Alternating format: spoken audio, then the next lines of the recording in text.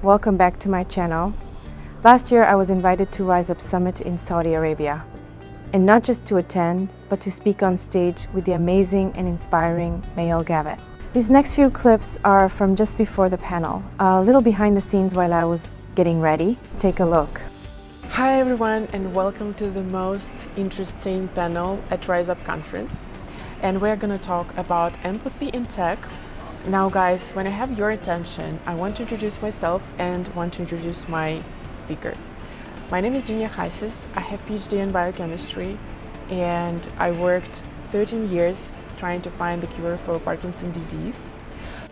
The prep, the nerves, the chaos before going live, all part of the experience. It was such an honest, powerful conversation, and I'm really excited to share it with you. Here's the full panel, Empathy in Tech, Building Human-Centered Solutions in a Limitless World. I hope you enjoy it.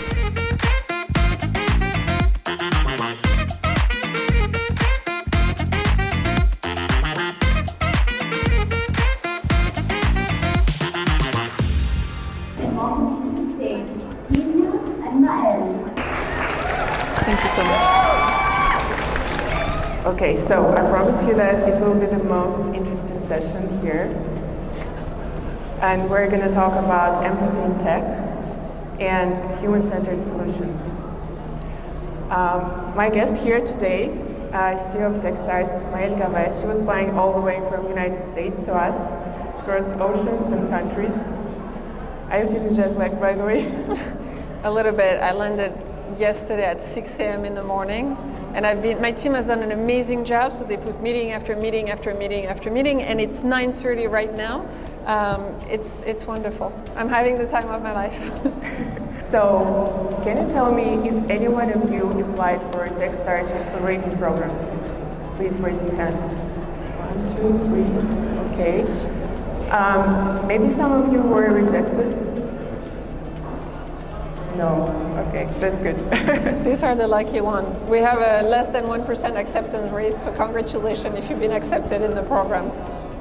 Yeah, okay. So right now when I have your attention, let me introduce myself and introduce my guest today. My name is Yazeed Al Saud.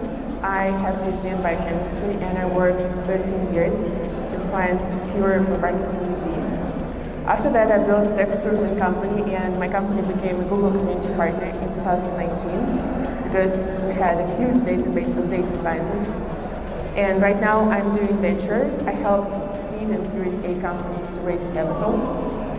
And let me introduce my speaker and guest. Yesterday, I was going over a Wikipedia page of our guest. And I understand that she has an amazing career, but I really want you to tell us some more about some highlights of your career, which you are the most proud of. So I think the thing I'm the most proud of is that when I was 16, I come from what you would call in France a low middle class family. So enough money to put food on the table, but not much more than that. And I really, really, really wanted a pretty dress. Like it was, trust me, it was, at least at the time I thought it was very pretty. And so I go to my mom and I'm like, Mom, I really want that dress. And my mom is like, sorry, we don't have the money. But you know what you could do is you could probably work for it and do something. And so that's how I built my first business. I was 16 and I got the virus of entrepreneurship when I was 16, and then I went and built a couple of other businesses, and now I help. My job is to help entrepreneurs be successful, and I love that. Thank you so much. That's very inspiring. Let's talk about diversity, because I know that this topic is very important to you. My personal investment focus is I invest in pre-seed companies and in those of them that have at least one female founder. And I also scrolled through Techstars' website yesterday, and I noticed that you invest a lot in racial diversity. And the numbers, let's say from 2020 to nowadays, it really grew up. And I see a lot of African American, Asian founders founded. But what about gender diversity and some other types of diversity? Are you investing in that? Yeah, so first of all, we don't have quota. Like the reason why we tend to have a much more diverse group of founders is because we truly believe that talent is distributed evenly, but opportunities are not. And so we really make a special effort to go and find founders that are usually overlooked by traditional VC. And that includes women. And so last year we had about 28% of our startups which were led by a female founder. And we're very proud of that.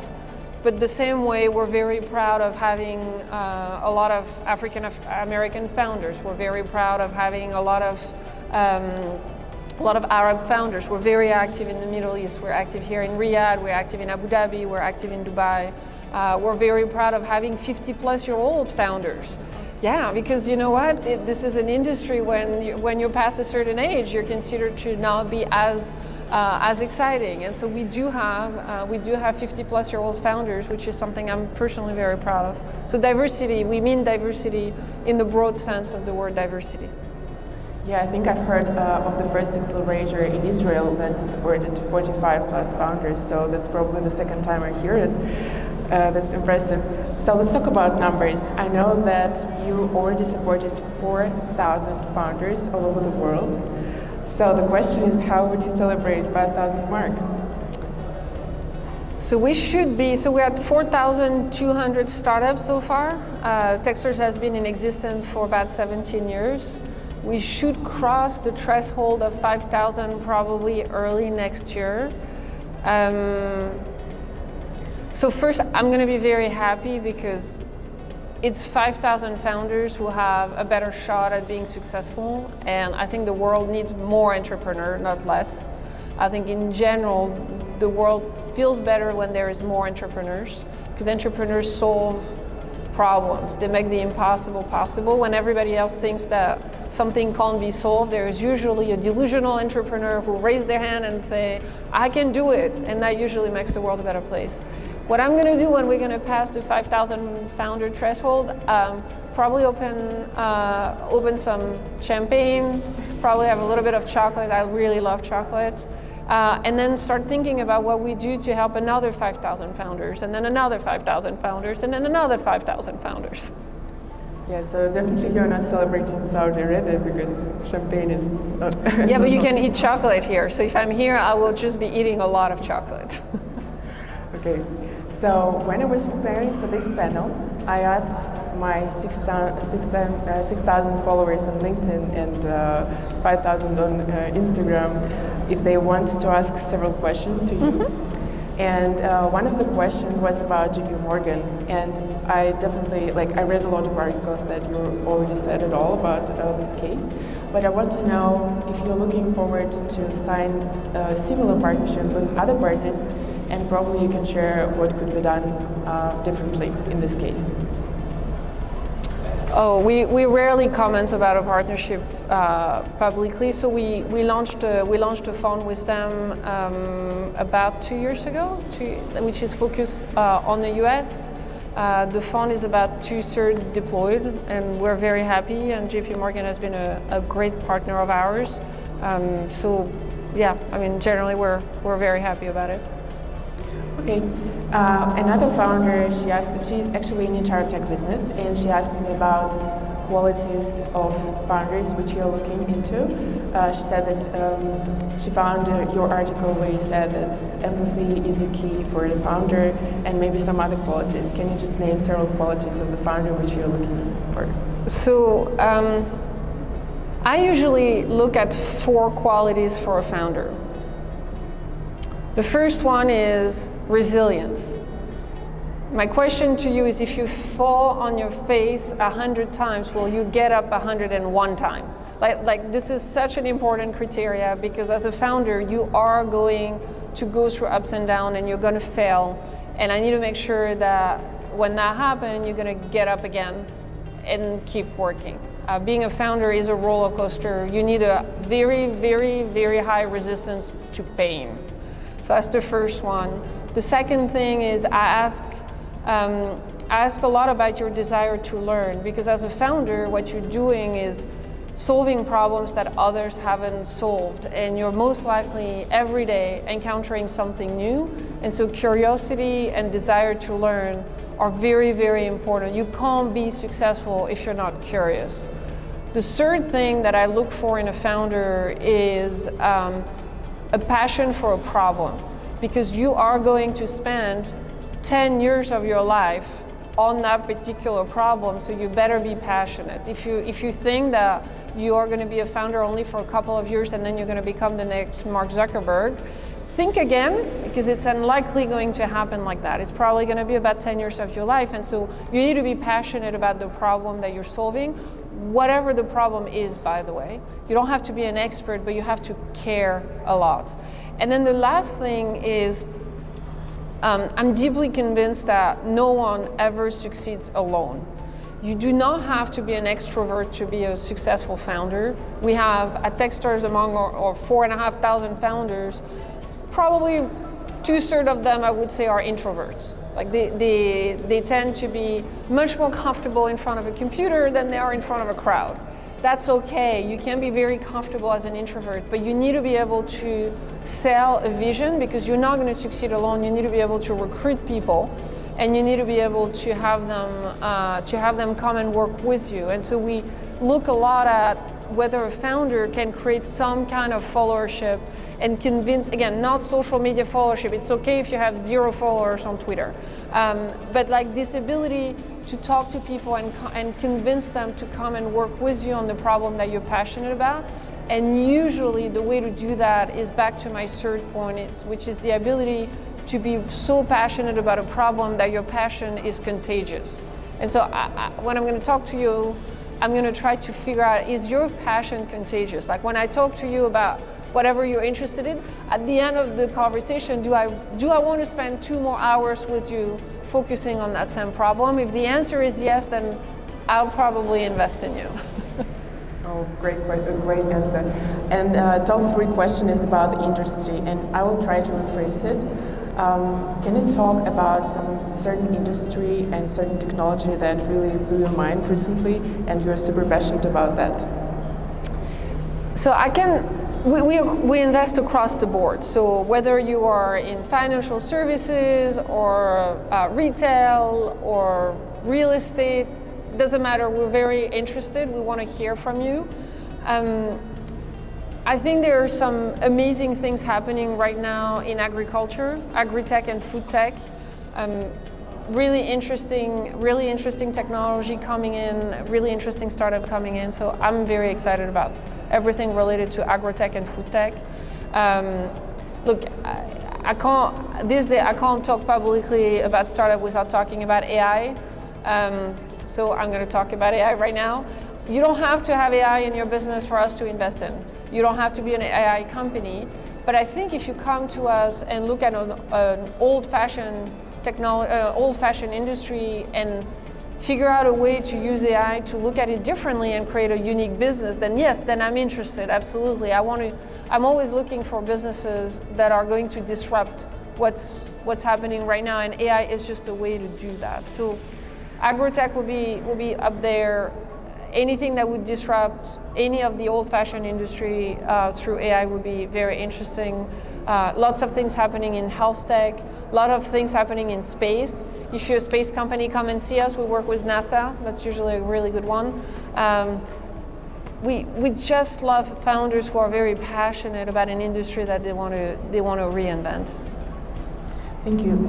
The next question about the program itself at Techstars. And do you know certain challenges that founders face during the program, and how do you work with them? So there's a couple of people in the room who runs the Techstars program. You should ask them. My experience is that the biggest problem that founders have during our program is that it's really hard. And it sounds obvious, but it's like 12, 13, 14 weeks depending on the program, which are very intense. Like you have to be, most of the time you have to be in person. We expect you to be full-time. We expect you to be there.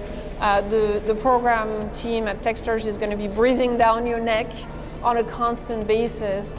And the first advice I give founders is, this is a commitment, and it's really hard. It's going to be very long hours. You have to run your business and be at Techstars at the same time. So the first thing is make sure that you're really, really committed and you really, really want to do that, because it's going to take a lot of time. I think the second advice that I give them is Techstars has an amazing network. We have over 4,000 active mentors, 4,000 investors who at one point or another have invested in the Techstars portfolio companies, a lot of corporate partners, a lot of government partners. Here in Saudi, we work with MCIT, which has been an amazing partner. We work with Saudi National Bank. We work with Riot Ventures. These are partners that are very valuable. We have also a lot of mentors here in Saudi. One of the biggest challenge, back to what I was saying earlier, is a lot of founders are introverts. They don't necessarily like to network. It doesn't come naturally to them, and you got to force yourself. You got to learn to go and talk to people. Make sure that you're creating as many connections as possible during the program, and you will see the Techstars team just pushes you. And I would say that's the second challenge. First one is it's a lot of hours. And then the second one is we're going to push you to make a lot of new connection and make a lot of new friends, and that's going to probably make you feel a little uncomfortable. Okay, I see that the organizers are waving me over there, so we have time for the last question. And because of the theme of this conference, Rise Up is Limitless, I want to ask you what limitless means for you personally. I have limitless amount of energy, especially when I eat a lot of chocolate. That's really important. And I have limitless optimism. And frankly, it's because I work with entrepreneurs all day long. Like I see people coming with stars in their eyes, telling me about the things that they're going to solve. And there is never a better source of energy than talking to a founder, because they're going to change the world. Yeah, I also think that venture capital industry is actually those people who are building the world based on their vision, like an R&D team of the world. Yes. So I agree with that.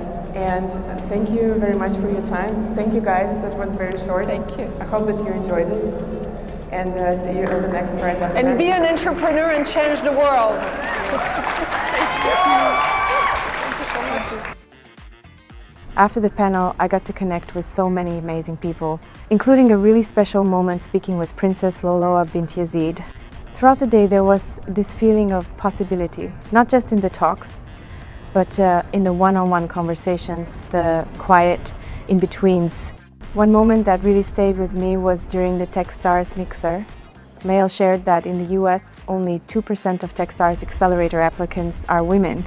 But here in this region, the number is much higher. That wasn't just surprising, it was inspiring, because it shows that something powerful is happening here. Women are stepping up, building, leading, not someday, but right now. And for me, as someone who cares deeply about women in leadership, it was a reminder that progress doesn't always look the way we expect. It's happening here now, and it's something to be proud of. So if you're a woman watching this, wondering whether to start, apply, speak up, or lead, just know there's space for you. And this might be your moment. And that brought us to the end. As always, thank you so much for watching. Don't forget to subscribe, like, and share if you enjoy this type of content. I will see you in the next video. Bye!